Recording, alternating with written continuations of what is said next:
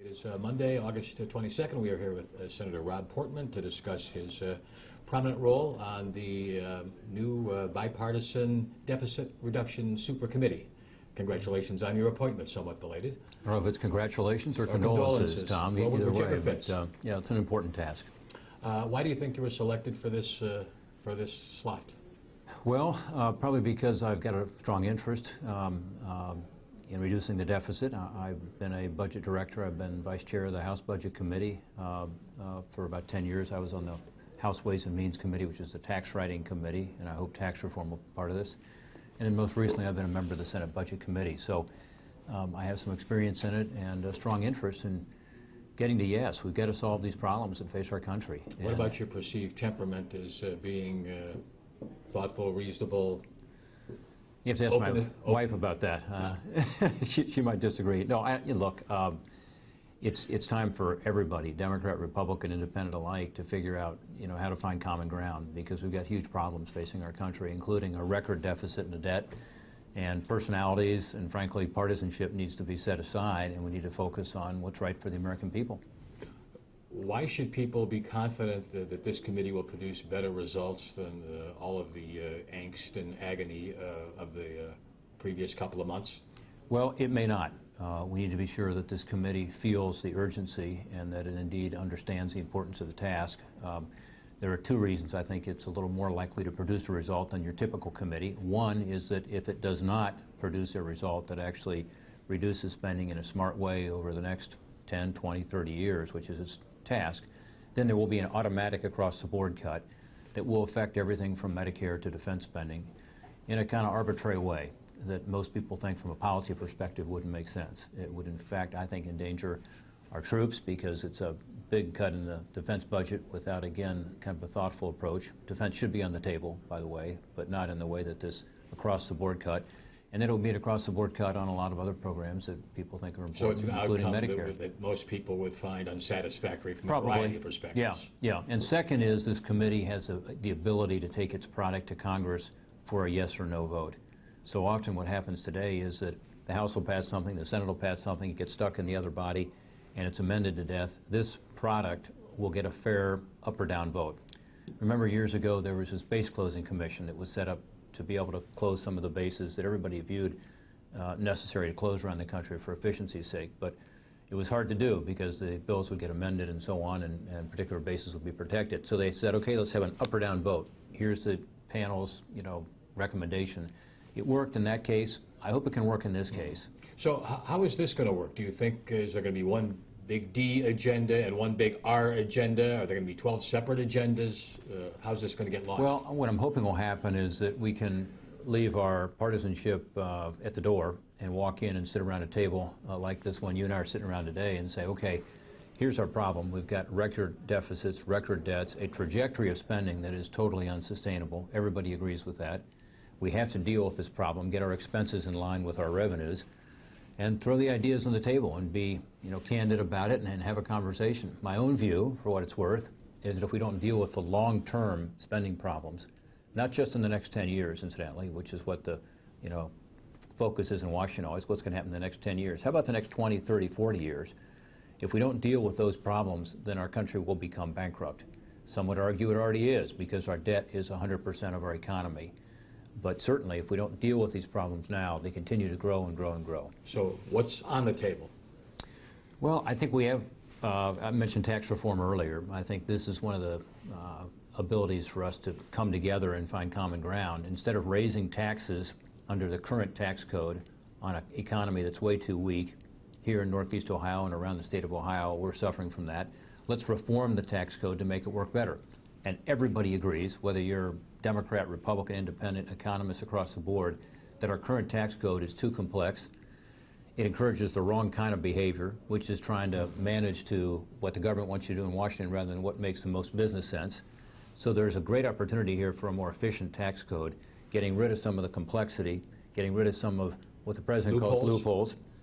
And in fact, you'll be able to lower the rate some to make us more competitive with other countries around the world because our tax rates are higher. Our corporate rate is now the highest of all the developed countries. To bring some capital and jobs back here. We're talking about taxes. Much discussion, I think, today of the Republicans rejection of the President's suggestion about extending a Social Security payroll tax cutback for a while. Why do Republicans want this tax to go back up to where it was?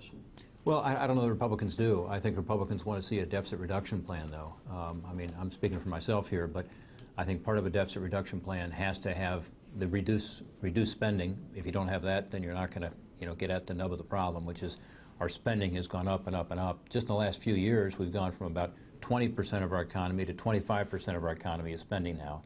So we have to address that. But in doing so, we should be reforming taxes, and maybe one way to stimulate the economy short term is to do something on the payroll tax. But it has to be part of deficit reduction efforts. All right. Some have suggested that members of this committee should stop raising money for their respective campaigns because there'll be a lot of lobbyists clamoring to get your attention and get their ideas adopted. What, you disagree, right? Well, two things. One, I don't think there's going to be much time for fundraising. I'm certainly not going to spend a lot of time at it, and I'm in fact canceling some stuff that I had scheduled because I'm not going to have time. I'm going to focus on the task. Second is that the objective here ought to be what's best for the American people, because we're in a crisis situation in my view.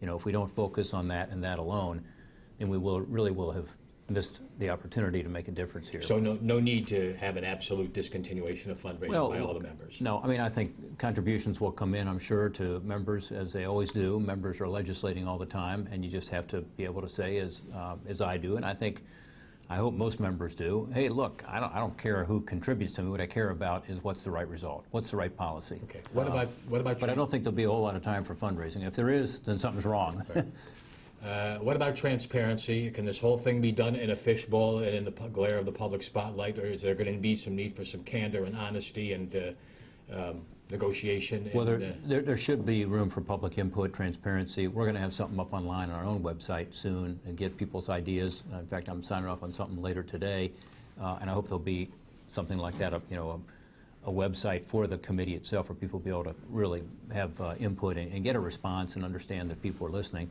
I think we ought to have public hearings. I think that makes sense.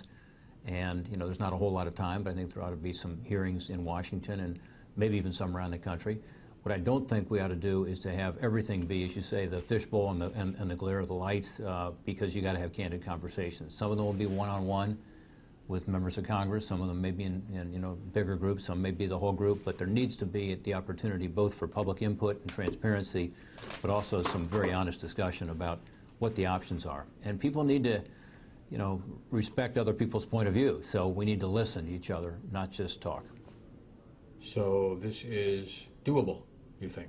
We'll see. I mean, look, I'm hopeful. I don't want to say that this is the magic solution, because it's only asked to come up with a small part, actually, of the overall problem. $1.5 trillion is a lot of money, and that's the objective here. But in fact, ultimately, we're going to have to do more as a country to deal with the spending side. But how do you resist the pressure that all the R's and all the D's are going to get, no cuts to any programs that would impact the middle class? Absolutely no raising it. I mean, how do you resist that pressure and try to find some middle ground? Well, you start by looking at the problem. And if you look at the problem squarely and honestly, you realize we have to deal with the problem. And the problem, again, is that we continue to spend way more than we're taking in. It's pretty simple. I talked to some business people today, and they said to me, when we have a problem like this, we look at our expenses. Why aren't you guys looking at your expenses? I said, well, I hope that this committee will look at the expense side, look at waste, fraud, and abuse, but also these programs that are unsustainable over time, their current growth rate, everybody acknowledges can't be sustained, and deal with the problem honestly. I think if you start with that, start with the facts, agree on the facts, it's amazing what can get done. But how do you resist the temptation with the shadow of the presidential election looming not to pursue an agenda that would be beneficial to your party's candidates? Yeah. Look, again, I think, first, this problem is bigger than any particular election, and we need to recognize that and deal with it. Second, who knows what the politics are? I mean, I've heard all these pundits say it's going to be good for Republicans if this happens, good for Democrats if this happens. Who knows? I mean, the election is a long way away. People think, 16 months is tomorrow. It's not. There's a lot of things that can happen. Ultimately, what ought to happen in the next 16 months, in my view, is Republicans and Democrats ought to come together and create the environment for more job growth, more economic activity. That's got to come from dealing with this problem, because it's like a wet blanket over the economy right now. If we do that, both Republicans and Democrats will benefit. and more importantly, the country will be better off. Okay, so job creation has to be at the front of the agenda too. Absolutely. No, that's why I think tax reform has to be part of it, because that'll generate more economic activity. In the context of that, it'll generate more revenue because the economy will grow more. But it ought to be tax reform that makes sense for the economy, and we ought to deal with this deficit and debt issue over the longer term, as we talked about, because if you don't, it's very tough to get the recovery going. Many businesses are afraid to invest right now because they're looking at this deficit and debt and thinking, oh my gosh, what's going to happen here? This looks like, you know, the insolvency of America unless we deal with it. We've got to deal with this as Republicans and Democrats alike to ensure that the economy can grow. All right. Senator Rob Portman, thanks for your time. Thank you, Tom. And good luck in your important challenge here. Thanks. Good to talk to you as always.